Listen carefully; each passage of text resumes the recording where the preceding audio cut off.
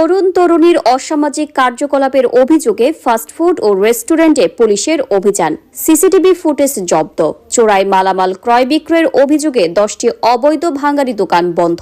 Staff reporter, তথ্য ও video চিত্রে লিমন শাহ। হবিগঞ্জ শহরের বিভিন্ন ফাস্টফুড ও রেস্টুরেন্টে তরুণ তরুণীদের কথিত অসামাজিক কার্যকলাপের অভিযোগ এবং চোরাই মালামাল ক্রয় বিক্রয় রোধে ব্যাপক চিরুনি অভিযান পরিচালনা করেছে হবিগঞ্জ সদর মডেল থানা পুলিশ।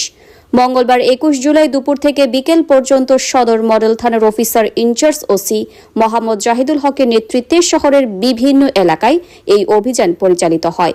পুলিশ সূত্রে জানা যায়, দীর্ঘদিন ধরে শহরের কলেজ রোড এলাকায় burger king, coffee corner, new garden coffee সহ অন্তত 10 থেকে 12টি ফাস্টফুড ও রেস্টুরেন্টে উঠতি বয়সী তরুণ তরুণী এবং স্কুল কলেজ শিক্ষার্থীদের অনৈতিক কর্মকাণ্ডে জড়িয়ে পড়ার অভিযোগ আসছিল।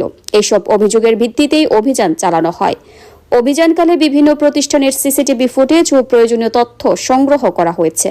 এছাড়া স্কুল কলেজের ইউনিফর্ম পরিহিত কয়েকজন শিক্ষার্থীকে বিভিন্ন প্রতিষ্ঠানে অবস্থান করতে দেখা গেলে তাদের আটক করে সতর্ক করার পর অভিভাবকদের বিষয়টি জানিয়ে ছেড়ে দেওয়া হয়।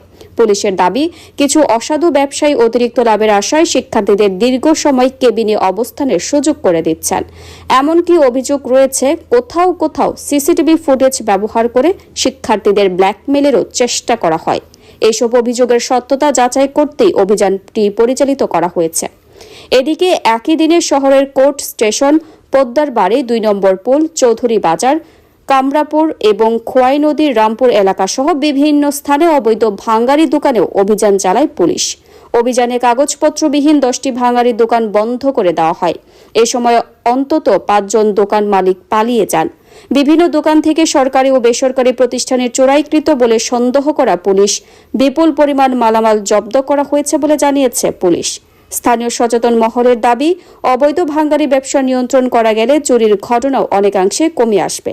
তাই নিয়মিত অভিযান চালিয়ে কাগজপত্রবিহীন ব্যবসার বিরুদ্ধে কঠোর ব্যবস্থা নেওয়ার দাবি জানিয়েছেন তারা। হবিগঞ্জ সদর মডেল থানার officer in charge OC Mohammad Zahidul Haque বলেন, উঠতি বয়সী তরুণ তরুণীরা বিভিন্ন ফাস্টফুডে অনৈতিক কর্মকাণ্ডে জড়িয়ে পড়ছে। এমন অভিযোগের ভিত্তিতে অভিযান পরিচালনা করা হয়েছে। প্রথমবার কয়েকজন শিক্ষার্থীকে সতর্ক করে ছেড়ে দেওয়া হয়েছে। পাশাপাশি চোরাই মালামাল কেনাবেচা প্রতিরোধে অবৈধ ভাঙারি দোকানেও অভিযান চালানো হয়েছে। কাগজপত্র না থাকায় 10টি দোকান বন্ধ করে দেওয়া হয়েছে। যাদের বৈধ কাগজপত্র রয়েছে তারা নিয়ম অনুযায়ী ব্যবসা পরিচালনা করতে পারবেন। ধন্যবাদ আপনাকে। আপনারা জানেন যে ইতিপূর্ব হবিগঞ্জ শহরে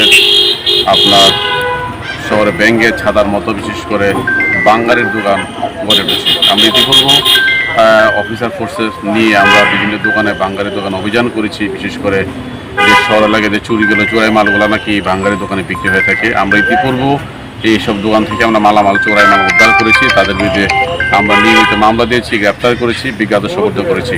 বাট আজকেও আবার আমরা সকল অফিসার ফোর্স এসেছি এবং আমরা বিভিন্ন বাঙালি দোকানগুলো অভিযান করতেছি কোনো চোরাই মাল আছে কিনা। আমরা যতটুকু জানতে পেরেছি যে তাদের যদিও দোকান আছে বাট তাদের কোনো বৈধতা নাই।